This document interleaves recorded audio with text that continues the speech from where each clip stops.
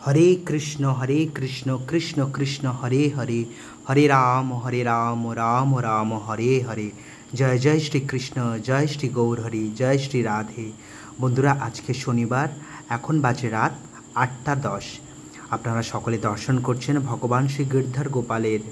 আমি রাত্রের বেলায় ভগবানের জন্য কি ভোগ রন্ধন করেছি আপনারা সকলে ভগবানের সেই ভোগেরই দর্শন করবেন। তা বন্ধুরা আজকে অত্যাধিক গরম, মানে এতটাই গরম যে বলে আপনাদেরকে বোঝাতে পারবো না। এতদিন বৃষ্টি হয়েও মানে প্রচণ্ড গরম, মানে এক ফোঁটাও ঠান্ডা ওয়েদারটা পুরোপুরি যেটা ছিল সেটা পুরোপুরি আর কিছুই নেই। আর বন্ধুরা আমাদের এখানে বন্যার পরিস্থিতি প্রচণ্ড হারে বেড়ে গেছে, মানে নদী ভর্তি জল, কি হবে কিছুই জানি না। সব কিছু গোবিন্দের চরণে সমর্পণ করে দিয়েছি, যা করার গোবিন্দই করবেন, আমরা আর কি করব। গোবিন্দ যা মনে করবেন উনি তাই করবেন। তো বন্ধুরা সেই জন্য একটু চিন্তায় আছি, মানে এতটাই বন্যার পরিস্থিতি ভয়ঙ্কর হয়ে উঠেছে, মানে কি আর বলবো। মানে আমার বাড়িটা একবারে নদীর সামনেই, তো তাই আমাকে আরও মানে ভয় লাগছে। কিন্তু ভয় পেলে তো চলবে না, গোবিন্দকে স্মরণ করে গোবিন্দ চরণ ধরেই আমাদেরকে থাকতে হবে, উনি যা করার উনিই করবেন। তা বন্ধুরা আমি রাত্রের বেলার জন্য ভগবানের জন্য কি ভোগ রন্ধন করেছি আর ভগবানকে রাত্রেবেলায় কি ভোগ নিবেদন করলাম আপনারা সকলে দর্শন করে নিন, কারণ ভগবানের ভোগের দর্শনে আপনাদের জীবনের সমস্ত দুর্ভোগ কেটে যাবে। তো আসুন বন্ধুরা রাত্রের বেলায় ভগবানকে আমি কি সেবা নিবেদন করেছি দেখুন। বন্ধুরা আজকে রাত্রেবেলায় ভগবানের জন্য বিশেষ কিছুই করতে পারিনি আজকে, কারণ এই শুধু এখানে আছে অন্ন, আছে জল ও তুলসীপত্র, আর এখানে আছে হচ্ছে বড়া দিয়ে আলু পটল ঝিঙা দিয়ে একটা গামাকা রসা। এটুকুই আজকে রাত্রেবেলায় ভগবানের জন্য আমি তৈরি করতে পেরেছি, আর এটুকু দিয়েই আমি ভগবানকে ভোগ লাগিয়েছি।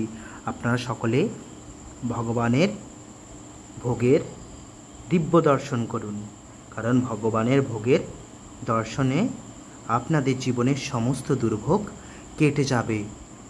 আর বন্ধুরা আপনারা যারা যারা এখনও ভক্তির পথে আসেননি, ভগবান শ্রী গোবিন্দের চরণ ধরেননি, কাল থেকেই আপনারা একাদশী ব্রত শুরু করে দিন, তবেই আপনাদের মানব দেহ মানব জীবন সফল হবে। না হলে আপনাদের এই জীবন শুধু বৃথাই। আপনারা ভক্তি সহকারে ভগবানকে নিজের চরণে সমর্পিত করে দিন, দেখবেন সেই আনন্দ অপার, অনন্ত, অসীম। সেই আনন্দ আপনারা কোথাও পাবেন না, একমাত্র শ্রী গোবিন্দের চরণ ছাড়া। আপনারা কালকে অবশ্যই একাদশী ব্রত পালন করবেন, আর আরও আপনাদের বাড়ির সকলকেও একাদশী ব্রত পালন করার জন্য উৎসাহিত করবেন, কারণ এটাই আমাদের জীবনের পরম লক্ষ্য। আমরা এই মানব দেহ, এই মানব জন্ম পেয়েছি ভগবান শ্রী গোবিন্দের ইচ্ছায়, কারণ এই মানব দেহ মানব জন্ম অতি দুর্লভ, অতি দুষ্প্রাপ্য। আমরা আর এই দেহ নাও পেতে পারি, তাই এই মানব দেহ থাকতে থাকতেই এখন থেকেই আপনারা ভগবান শ্রীকৃষ্ণের চরণে নিজেকে সমর্পিত করে দিন, তবেই আপনাদের জীবন সফল হয়ে যাবে। আর এই জীবনকে বৃথা নষ্ট না করে ভগবানের সদা সর্বদা ভজন, নাম কীর্তন, হরিনাম জপ, তারপরে ভগবানের লীলা কাহিনী শ্রবণ করুন, ভগবানের সুন্দর বিগ্রহকে স্নান করান, ওনাকে ভোগ লাগান, ওনাকে শৃঙ্গার করান, ওনাকে শয়নে দিন, আবার ওনাকে সকালবেলা শয়ন থেকে তুলে ওনাকে ভোগ নিবেদন করুন। এইভাবেই আপনারা ভগবানকে আপনারা কাছে পাবেন, নাহলে আপনাদের এই মানব জীবন বৃথা। আপনারা কাল থেকেই একাদশী ব্রত শুরু করে দিন, আর কালকে অবশ্যই আপনারা অধিকতর হরিনাম জপ করবেন, ভগবান শ্রীকৃষ্ণর প্রতি নিজেকে কালকের দিনটা পুরোপুরি সমর্পিত করবেন। হ্যাঁ, আর ভগবানের সন্তুষ্টি বিধানের জন্যই এই একাদশী ব্রত পালন করা হয়। ভগবানকে আপনারা নিষ্কামভাবে ওনাকে স্মরণ করুন, ওনাকে আরাধনা করুন, ওনার শুধু সন্তুষ্টি বিধানের জন্যই ওনাকে আপনারা কালকে সেবা করুন, দেখবেন উনি অতি প্রসন্ন হয়ে যাবেন। আর আপনাদেরকে যদি এই ভিডিওটা ভালো লেগে থাকে অবশ্যই আপনারা কমেন্ট করবেন, লাইক করবেন এবং এই চ্যানেলটিকে সাবস্ক্রাইব করবেন, আর সাথে রাধে রাধে অবশ্যই বলবেন।